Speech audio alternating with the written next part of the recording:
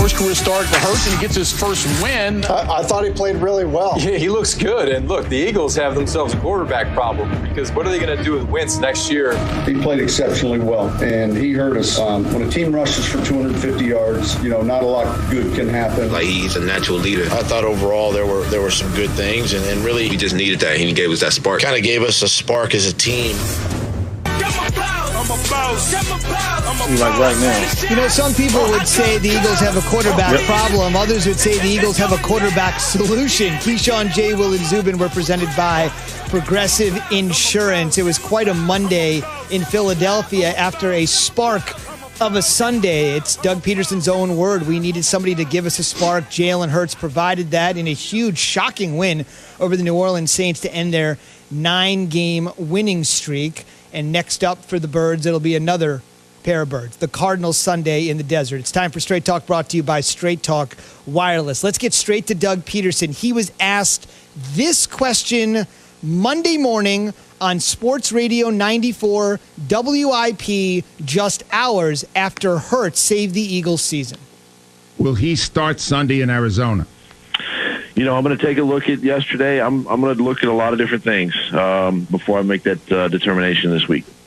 Now, saving the season is a relative term, but he did certainly turn the tide. What turned the tide for Doug Peterson after being so non-committal? 3 hours after making the statement you just heard, he said this. After going through the film and really looking back even to last week and the preparation and everything, I'm gonna continue with Jalen this week as the starter. There's no issue with Carson and I look at maybe what I do or how I call the game. Maybe I can approach it a little bit differently. Moving forward that way. Listen, teams have a lot of film on your starter. They have ways to prepare for your starter, and they can take away certain things, and we've got to be able to compensate for that. But there's been no issue between us.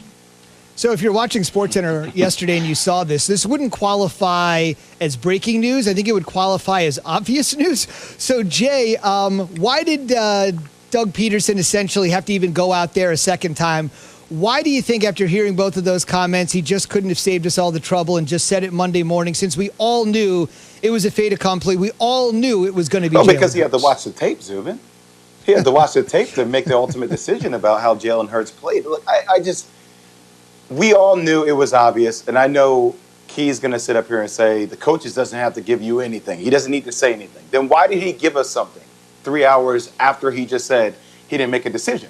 Like, if you're going to say it's due to scheming, then why not wait until Wednesday or Thursday to make those comments? It's my only thing about saying it feels like Doug Peterson, and he said it during that, because I listened to the entire transcript. He said, I was thinking of Carson.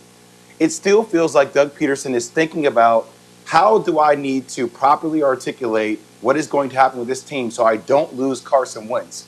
Instead of going in the other direction, which is, how do I give Jalen Hurts as much confidence as possible moving forward after a significant win?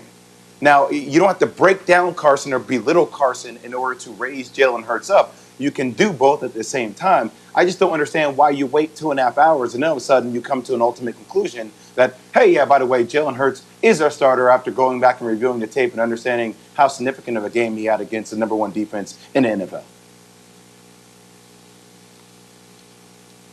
Key, are you speechless for the first time in your life? I don't know if you've been in the studio too long by yourself, though, Zubin, with that comment. But anyway, no, I was waiting for you to re-tee me, but I thought you were going to re-tee me back up. But anyway, this is what I would say. You're a coach. You want to assess what goes on. I understand we saw it from the television standpoint. They saw it from the sidelines. The teammates rallied around it. But from a coaching standpoint and a coaching your assistants and all of them, you guys got to get back in. You got to look at the film.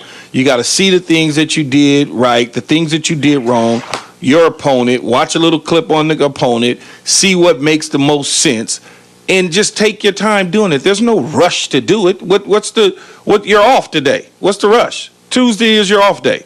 So, okay, I named him the starter 3 hours later. Whippy, big deal. I could have did it immediately after the game, or I could do it Wednesday morning doing my presser before practice. It doesn't matter.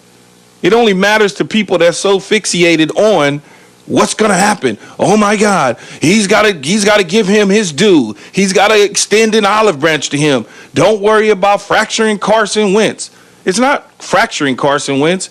It's the respect of trying to figure out how to make sure that the quarterback room stays a certain way just in case you have to go back to Carson Wentz. And I think that's what Coach was doing there, and I have no problem with it at all. We all knew that Jalen Hurts was going to eventually become the starter for the second week in a row. I guess not that big of a deal. I guess, Key, though, if you from a football insider expert perspective, you watching that game, I know that you're not a coach, but you watching that game, did you conclude after that game that Jalen Hurts was not significant in that game? Was there any doubt in your mind that you thought, hey, after this game, I may have to go back to Carson Wentz? Nothing at all suggested that, Jay, but I also understand how coaches do things. If you would have asked me immediately after the game, what would have happened? I could have got the manual. I would have turned to page 250 and said, don't answer this question. Wait 24 hours, cool down period, before I answer question about quarterback starting. No one does that. They don't do it. Think about it. Sean Payton waited forever to make a decision on Jameis Winston and Taysom Hill. That's just what they do. That's just what they do. Period. I don't know. I never heard Sean Payton talk about after Taysom Hill won a game saying, hey, well, still a question about Jameis Winston. Will he play? Like, it didn't go back and forth. All I'm saying, it feels like this is one of those scenarios where if you're Jalen Hurts... But that question wasn't raised to Sean after Taysom Hill's first victory. No one came at him and said, is it Jameis Winston? Because Jameis Winston is not making $130 million and $107 million of guaranteed money.